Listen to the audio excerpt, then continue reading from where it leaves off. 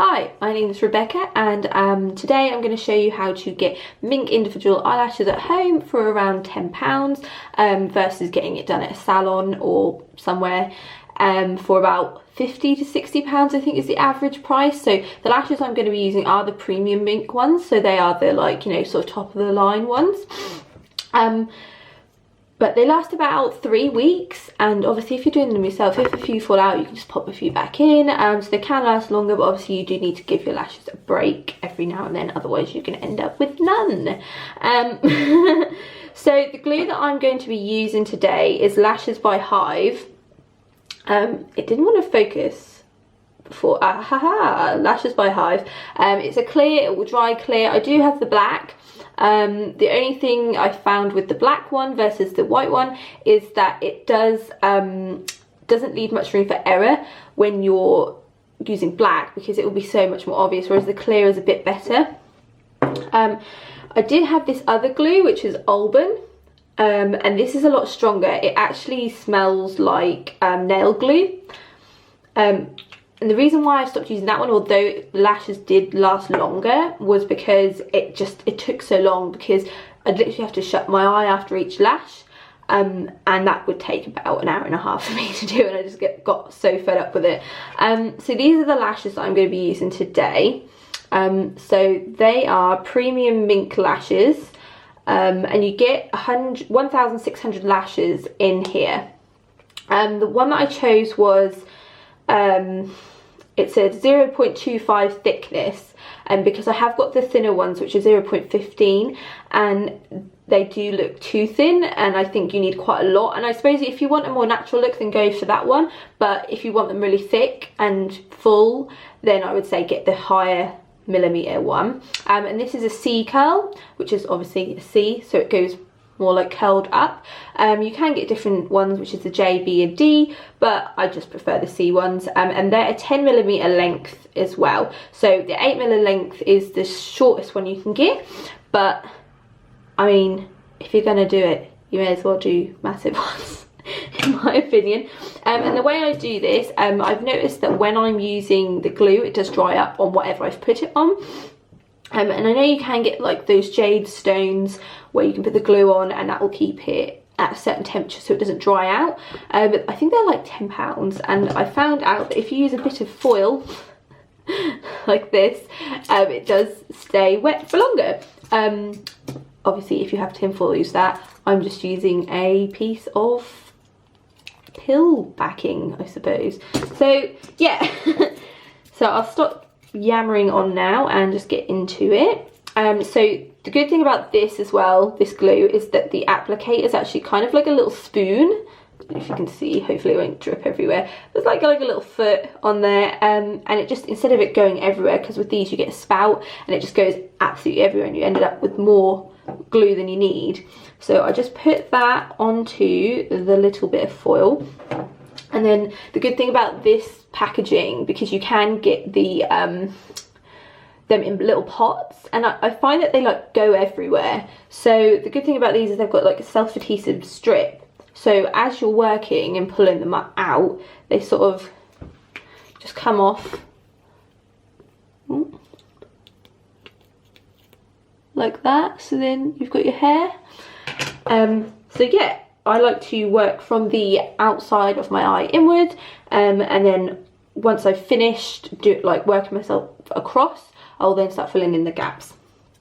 So you just dip a little bit of glue onto the end, not loads, because then you'll just end up with gluey eyelashes, and then just look down into a mirror and then just place in a gap anywhere really.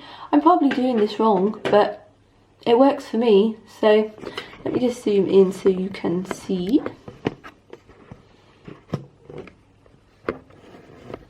That's very close. So I have put the first one in now, as you can see. Oh, got nice mascara gunk there. So that's the length that it will be, and the thickness. Obviously it looks a bit weird if you just have one, but yeah, let's do some more and then you can see what happens. So I'm just going to look down because I've got a little mirror here, because I don't want to keep looking into the viewfinder thing, because I know everyone hates that because it's distracting. Hopefully I'm in focus and you can still see me. But yeah, if you just start popping them in willy-nilly, like with this one, it's just great because you can just keep putting them in. Whereas with the other one, you have to wait so long for it to dry. Whereas, I mean, this is still drying, but it doesn't hurt my eye and I can keep going. At first you kind of think, this is not looking good and why am I doing this? Because it just looks crap. But you just got to persevere, keep popping them in there. And obviously use one of these. I don't know what the name of this is. An eyelash and eyebrow comb. Let's go with that. Just to make sure that they are stuck on, because if you then finish and then you wake up the next day and they're all on your pillows because they weren't properly stuck on. So just, you know, get it right the first time round. Make sure as well that your eyelashes are completely clean and don't have any mascara or eyeliner or foundation or anything on there, because that will just help it stay better and they'll last longer that way. This normally takes me about 30 minutes, I would say. It depends how thick you want them and how quick you can work, because obviously it is quite fiddly and you have to constantly be checking what you're doing, make sure you've got it in the right place. But I mean, as you can see, that already looks loads better than whatever this is, which is nothing. Nothing.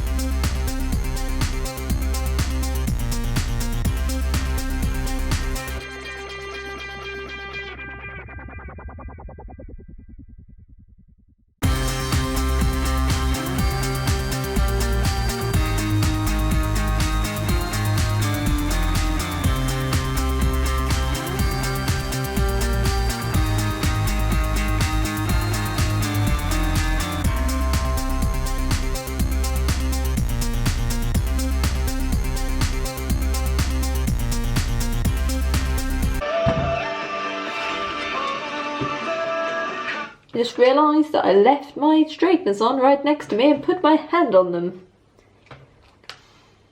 And they smell a bit melty.